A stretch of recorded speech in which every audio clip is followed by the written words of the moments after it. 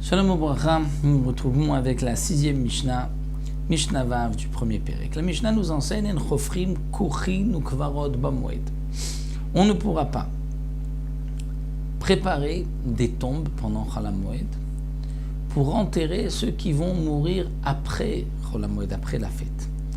Kuchin, c'est un trou dans une grotte. Ou kvarot, c'est donc une tombe normale, un cimetière. Généralement, c'était aussi une petite construction. Donc, on ne pourra pas construire des kuchim, construire dans une grotte un trou pour enterrer, donc une tombe à Moed pendant Chol HaMoed pour enterrer quelqu'un qui va mourir après Chol HaMoed. Aval mechanchim et kuchim bamoed. Mais mechanchim, c'est-à-dire on pourra arranger les kuchim, c'est-à-dire les trous qui ont été faits dans une grotte pour enterrer les morts, on pourra les arranger. Si c'est trop long, le raccourcir. Si c'est étroit, le rallonger et l'élargir. Ça, c'est permis pendant Chol HaMoed. Mais aussi, on a le droit de faire nivrechet bamoed. C'est quoi nivrechet? C'est un endroit pour laver le linge. L'habitude de préparer un endroit pour laver le linge. Et ça, il n'y a pas une grande tira, une grande difficulté à cela, donc c'est possible de le faire pendant Chol HaMoed. Ve'aron imamet bechatzer.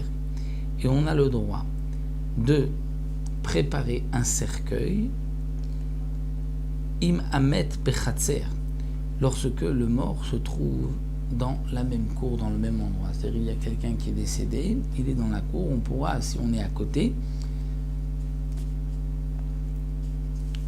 préparer un cercueil, donc préparer des planches pour lui faire un cercueil, parce qu'on sait que c'est pour cet homme-là. Mais si le mort se trouve dans une autre cour, là c'est interdit, de peur que les gens vont dire, tiens, il est en train de préparer une armoire, quelque chose qui est interdit pendant la fête. Le Barthénora précise aussi que c'est dans le cas où ce n'est pas quelqu'un de connu qui est décédé, mais c'est quelqu'un de connu qui est décédé. Là, on sait que lorsqu'il fabrique, on le voit avec des planches, on sait que c'est certainement pour le mort, et donc là, il n'y a pas de crainte, il n'y a pas de maritain.